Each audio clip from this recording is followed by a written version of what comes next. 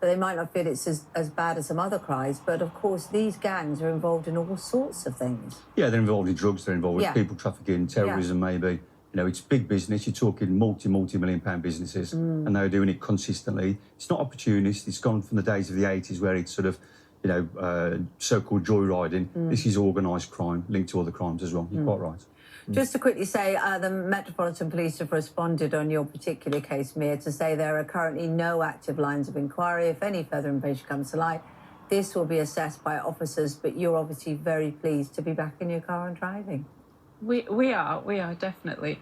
And I didn't know that the car thieves were connected to other much more serious crimes. So I think that makes it more important to investigate than I realised. And tackle, yeah. Thank you very much. Thank you both. Thanks for joining us. Thank you. Well, still to come, larger-than-life showbiz legend Richard Arnold has news about another larger-than-life showbiz legend. Yes, indeed. Very flattering company for me this morning, Kate. Telly legend Noel Edmonds is throwing open the doors on his new life in New Zealand. And we've got an exclusive first look, but it's actually Noel's physique, which is getting all the attention this week, from blobby to budgies. We'll find out more after the break. You're watching Good Morning Britain on ITV1. I'll see you in a moment.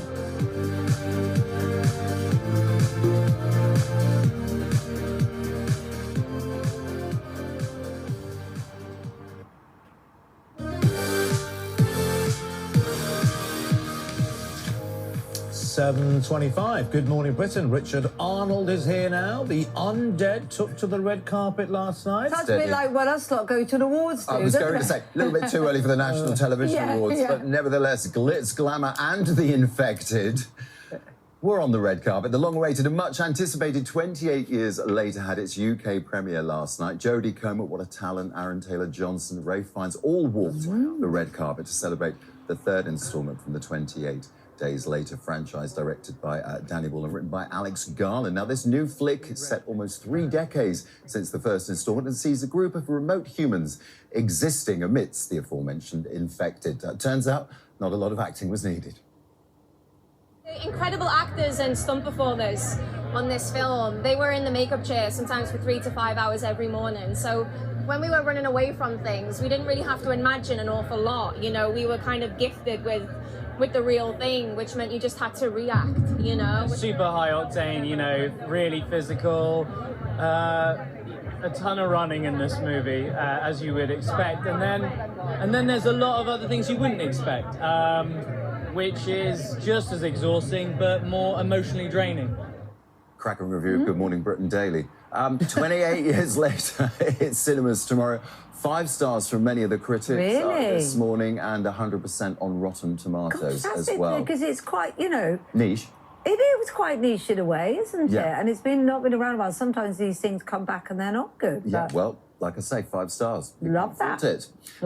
Next, she may have relinquished the title of fairest of them all as Snow White and picked up the mantle of the First Lady of Argentina, now currently starring in Evita at the London Palladium. One element of the show has received mixed responses as her big number, as you can see there, Don't Cry For Me Argentina, has Rachel walk out onto the actual balcony of the theatre, thus leaving her audience inside to watch it on a live stream. Have a butchers at this.